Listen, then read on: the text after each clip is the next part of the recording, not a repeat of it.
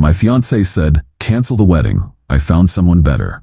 I said, already done. What I didn't tell her was that I'd been planning my exit for months. When she discovered where her secret savings account money actually went. I, 29 male, am sitting in my empty apartment right now. Boxes packed, lease ending tomorrow. Feels surreal typing this out, but I need to tell someone. 6 hours ago, my fiancée Natalie, 27, sat me down for the talk. Wedding was supposed to be in 8 weeks. She was wearing the dress I bought her for her birthday, hair done like she was going somewhere special. Should have been my first clue. We need to cancel the wedding, she said, not even looking me in the eye. I've found someone better. The words hit exactly like I knew they would. See, I'd been preparing for this moment for 3 months.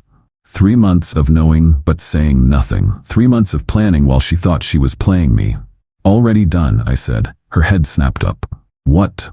I canceled everything last week. Venue, catering, photographer, got most of the deposits back too. The look on her face, pure confusion. In her mind, this was supposed to be her big dramatic moment. She'd drop the bomb, I'd beg, she'd leave feeling superior. Instead, I was calm, ready. How did you? No, Natalie, you've been staying out until 3 a.m. for months. You changed your phone password. You hide your screen when you text. I'm not stupid. She tried to recover. Well, good. Makes this easier. I'll pack my things in. Your things are in the garage. 3 boxes, labeled. Another stunned look. You packed my stuff?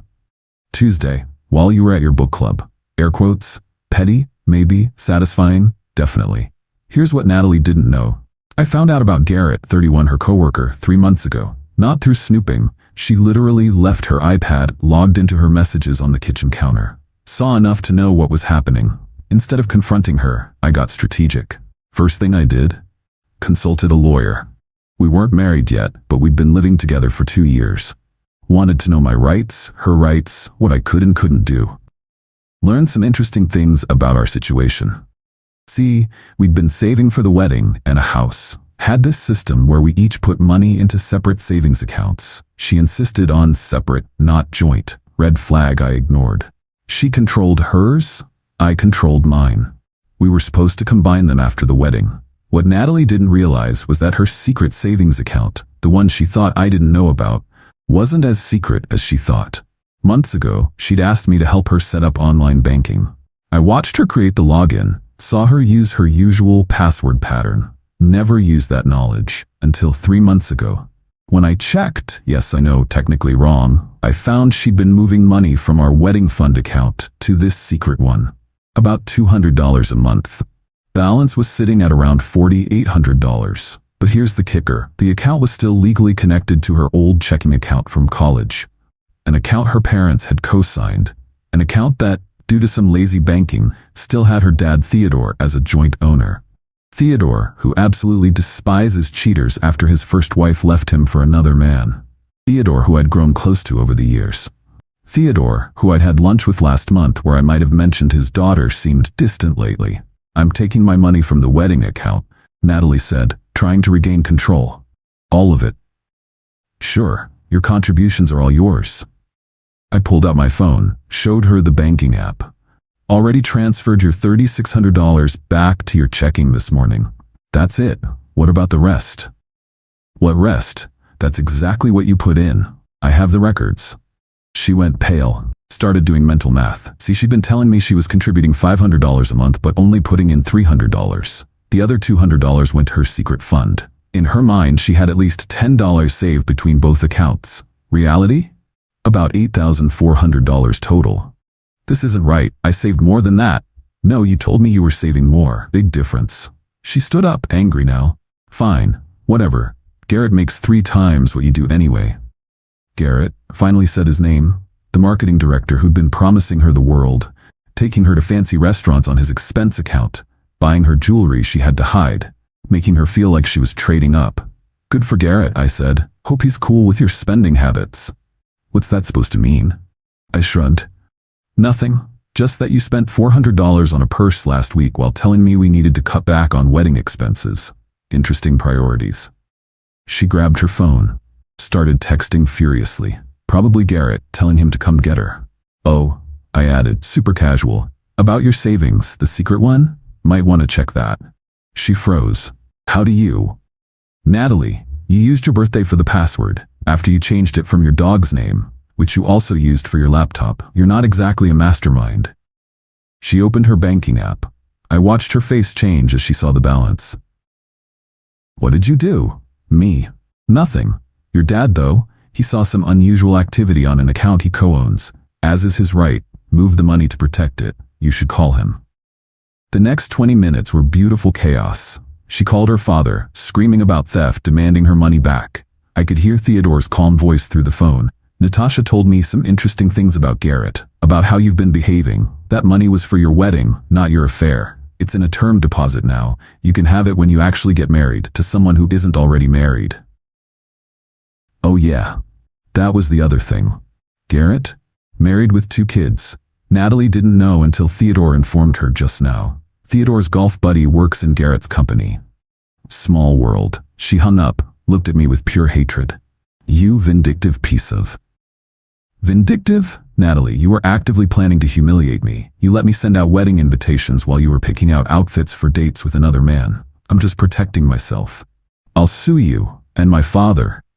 You can't. Your father can absolutely control an account he co-owns. I never touched your money. And that $3,600, that's every penny you put in our wedding fund. What exactly are you suing for? She called Garrett. Put it on speaker by accident. His annoyed voice filled the room. Nat, I told you not to call my work phone. Look, about tonight, something came up, family thing. Can we postpone? Postpone? I just left Ryan. I need you to come get me. Long pause. Left him? What do you mean left him? I told him about us, like we planned. We didn't plan anything. Jesus, Natalie, I have to go. Click. The look on her face, reality hitting like a freight train. No fiancé, no backup plan, no secret savings, no apartment. Lease was in my name only. She made more calls. Friends who were suddenly busy. Her sister who said she couldn't deal with your drama right now. Finally called an Uber to her mom's house. As she waited, dragging her boxes to the door, she turned back one last time. I hope you're happy. You've ruined everything. No, Natalie, you ruined everything. I just refuse to let you ruin me too. The Uber pulled up. She left without another word. I'm moving tomorrow. Already got a job lined up in another city. Fresh start. The apartment's empty except for my stuff, all packed and ready. 3 months of pretending everything was normal while watching her lie to my face. 3 months of careful planning. 3 months of letting her think she was in control. Worth every second. Update 1. Holy hell, the entitlement is off the charts. So I'm in my new city, staying at an extended stay hotel, while I apartment hunt. Blocked Natalie on everything before I left, but she knows my email. Woke up to 19 messages. 19. Started with anger. You're a sociopath. Who plans something like this? Moved to bargaining. Can we talk? I made a mistake, but we can work through this. Ended with threats. I know where you work now. I'll tell them what kind of person you are. That last one made me laugh. She thinks she knows where I work because she saw me update my LinkedIn. What she doesn't know, I haven't started yet. Don't start for another 2 weeks. Also, my new company, they specifically headhunted me. Pretty sure they won't care about drama from my ex. But the emails weren't the best part. No, the best part was the text I got from Theodore. Theodore, Ryan, hope you're settling in well. Thought you should know Natalie attempted to access the term deposit. Bank flagged it as potential fraud since she's not authorized. I've had to secure all my accounts now. Also, she's telling people you manipulated me. My daughter, who lied for months, is claiming manipulation. The irony. Then he sent a screenshot of a text she sent him. Dad, you have to give me my money. Ryan poisoned you against me. Garrett was just a friend. Nothing happened. I need that money for a new apartment. This is financial abuse. Theodore's response, the only abuse I see is of the trust others placed in you. The money stays where it is. But wait. It gets better. Yesterday, I get a call from the wedding venue. Remember how I said I canceled everything? Well, the venue has a generous cancellation policy. Full refund if canceled 6+ weeks before the event. I got back our $3,000 deposit. Here's where Natalie screwed herself. When we booked it, she insisted on being the primary contact because she wanted to control the planning. Fine by me. But when I canceled, I did it over the phone, said I was calling on behalf of the couple. They processed it, sent confirmation to the email on file, which was hers. She apparently didn't check that email for days, only found out when she tried to call the venue to change the date for her and Garrett. The audacity. They told her the booking was canceled and refunded. She demanded to know where the refund went. To the credit card that made the deposit. My credit card. To another email. That venue money is half mine. You stole from me. I forwarded that one to my lawyer friend, not officially retained, just a buddy from college. He laughed. She wants to claim half of a canceled wedding venue for a wedding she ended? Good luck with that. But the real kicker came this morning. Remember Garrett? Mr. 3 times my salary marketing director? I know someone who works adjacent to his company. They told me some interesting news.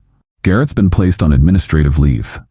Turns out, using your company credit card for dates with your side piece is frowned upon, especially when your wife's divorce lawyer subpoenas the records.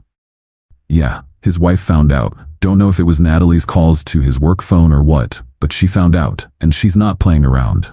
So Natalie's grand plan of trading up resulted in lost her fiancé, me, lost her housing, lost her secret savings, lost her side piece, burned bridges with friends who are tired of her drama, pissed off her father who controls the only money she thought she had, and now Garrett's probably losing his job and half his assets in divorce.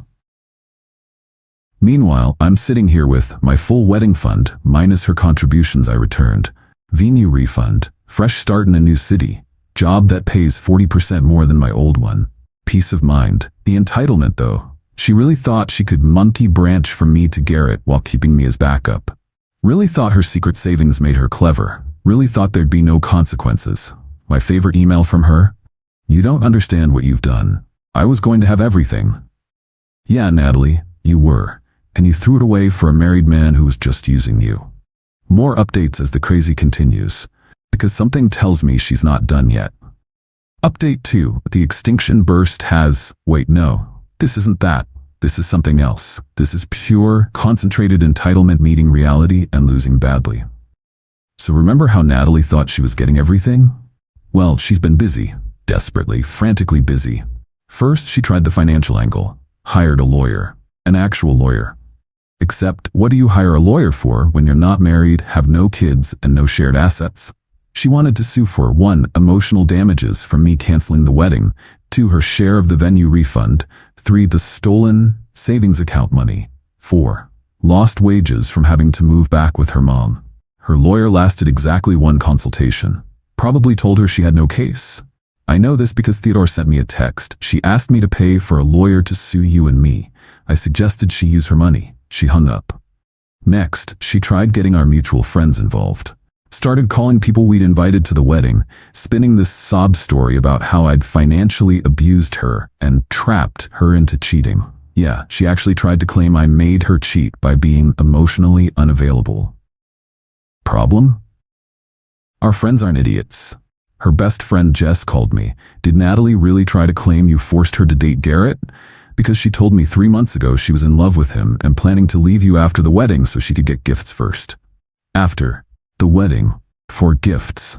I sent Jess a thank you card for saving me from that nightmare. But here's where it gets really good. Natalie decided if she couldn't get money from me or her dad, she'd get it from Garrett. Started harassing him. Calling his work, the phone he told her not to call, showing up at his office, demanding he take responsibility for ruining her life. Security had to escort her out, twice. Garrett, trying to save his marriage and job, did the only thing he could. He threw Natalie under the bus. Told his wife that Natalie pursued him relentlessly, that she wouldn't take no for an answer, that he was trying to be professional but she misread signals. Complete BS, but his wife wanted to believe it. So now Natalie's getting legal letters from W sources. Garrett's divorce lawyer, cease and desist for contacting their client and his company's HR, formal trespass warning. She emailed me about this too. Look what you've caused. Garrett's wife is threatening me with a restraining order. This is your fault. My fault. Her affair partner's wife wanting her to stay away is my fault. But the pinnacle of entitlement came yesterday. I get a call from my old apartment complex. The lovely manager, Rosa, who always remembered my name. Mr. Ryan, I'm so sorry to bother you, but we have a situation. Miss Natalie is here demanding we let her into your old unit. She says she has property there. Rosa, I moved out 4 days ago. Turned in keys, did the walkthrough with you. The apartment is empty.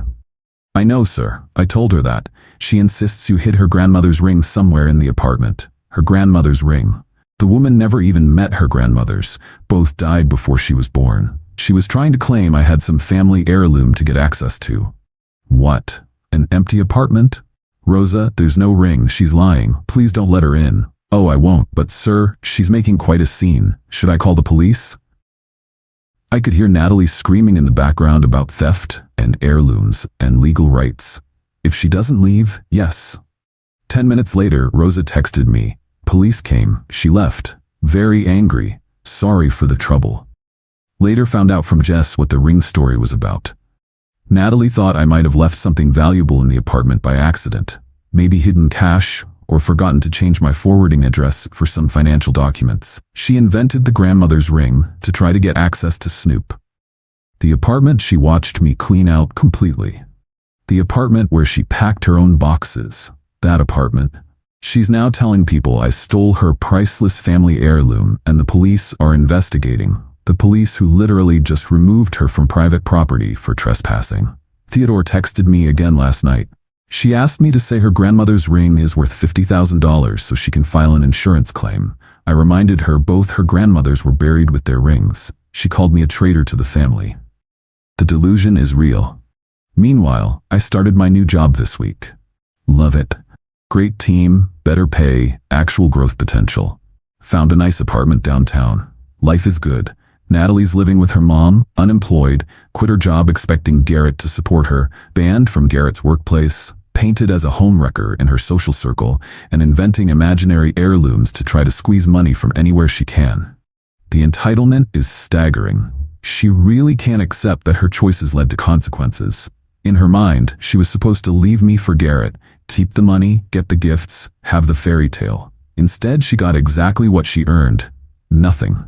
Still getting daily emails, still not reading them. My lawyer friend says to keep them all for documentation if she escalates. Something tells me we're not done yet. Final update. Time for the final update, and boy did Natalie give us a grand finale. 3 weeks ago the emails stopped, just stopped. After weeks of daily rants, accusations, and threats, suddenly, nothing. I should have known she was planning something. My buddy Keith, who still lives in my old city, called me last week. Dude, did you know Natalie's been telling people you died? I'm sorry, what? Yeah, man, she's posting all over social media about losing her soulmate in a tragic accident, getting sympathy donations and everything. Donations. This woman was fake mourning me for money. Keith sent screenshots, black and white photos of us from when we were happy, ironically. Long posts about grief and healing. A GoFundMe for funeral expenses and time to grieve. She'd raised $3,200. But here's where Natalie made a crucial error. She forgot that social media is social. People who donated started asking questions. What happened? Where's the obituary? When's the funeral? Her answers kept changing. Car accident. No, workplace accident. Actually, sudden illness. The funeral was private. No, it was delayed. Actually, cremation with no service. My former coworker Pablo, bless him, decided to call her out publicly. That's weird, because Ryan just endorsed me on LinkedIn yesterday. The comments exploded. People realizing I was very much alive, demanding refunds, threatening to report her for fraud. Natalie tried damage control. It's a metaphor. He's dead to me. You all misunderstood. Nobody was buying it. But wait, there's more. Theodore called me, laughing so hard he could barely speak. Ryan, you'll never believe this. She asked me to confirm you died so she could claim your life insurance. What life insurance? Exactly. She thought since you were engaged, she'd automatically be your beneficiary. I had to explain that's not how any of this works. The GoFundMe got shut down. She had to refund everyone. Several people reported her to the police for fraud. Don't know if anything came of it, but the public humiliation was thorough. Then came the final, desperate play. Remember how I mentioned I'd been pretty strategic about this whole thing? Well, one thing I did was document everything. Every lie, every text admitting to the affair, every crazy email. I never posted it anywhere, just kept it for my own protection. Natalie somehow convinced herself that I must be planning to expose her, and decided to beat me to it. She created a whole website, mytruthaboutryan.com, not linking it, it's gone now anyway. On this website, she posted what she called evidence of my abuse. Screenshots of me saying okay when she said she was staying late, proof I was controlling. Our bank statements showing I made more money, proof I was financially dominating her. Photos of her boxes packed in the garage, proof I threw her out. She sent the link to everyone. My friends, family, co-workers at my old job even tried to find my new company. One small problem. She included the screenshots of her own texts to Garrett, the ones where she called me pathetic and said she was just using him until something better came along. Where she admitted to lying about the wedding fund contributions. Where she laughed about me not knowing. She literally exposed herself. My favorite response came from my Aunt Martha. Sweetheart, this website makes you look like the villain, not him. The site lasted 72 hours before she took it down. But the internet is forever, and plenty of people got screenshots. The aftermath. Natalie is now completely radioactive in our former social circle. The fake death fundraiser was the final straw for everyone. Even Jess, who tried to stay neutral, cut her off. Garrett's divorce went through. He lost his job and is paying massive alimony. His ex-wife actually sent me a Facebook message. Thank you for getting that parasite away from my husband. She did me a favor in the long run. Theodore disowned her. Not legally, but practically. Told her she's on her own until she learns what truth means. That term deposit? He donated it to a charity for struggling single mothers. People who actually need help. Natalie's mom kicked her out after the police showed up about the fraud allegations. Last I heard, she was couch surfing and working at a cell phone kiosk at the mall. As for me, life's great. Love the new job, new city, new apartment. Started dating someone. Taking it slow, but she's amazing. Honest, independent, has her own life and goals. Funny thing about consequences. Natalie spent so much time trying to avoid them, trying to scheme her way around them, that she created worse ones for herself. If she'd just broken up with me honestly, she'd have her $3,600, her dignity, and probably a new relationship. Instead, she tried to play everyone and ended up playing herself. I'm done thinking about her, done checking for emails, done caring what she does next. She's broke, alone, and infamous for faking my death for money. That's not revenge, that's just the natural result of her choices. Thanks for following this wild ride. Going to delete this account and move on with my life. A much, much better life than I ever would have had with her. Remember, when someone shows you who they are, believe them. And when they try to screw you over, make sure you're already 3 steps ahead. Peace out.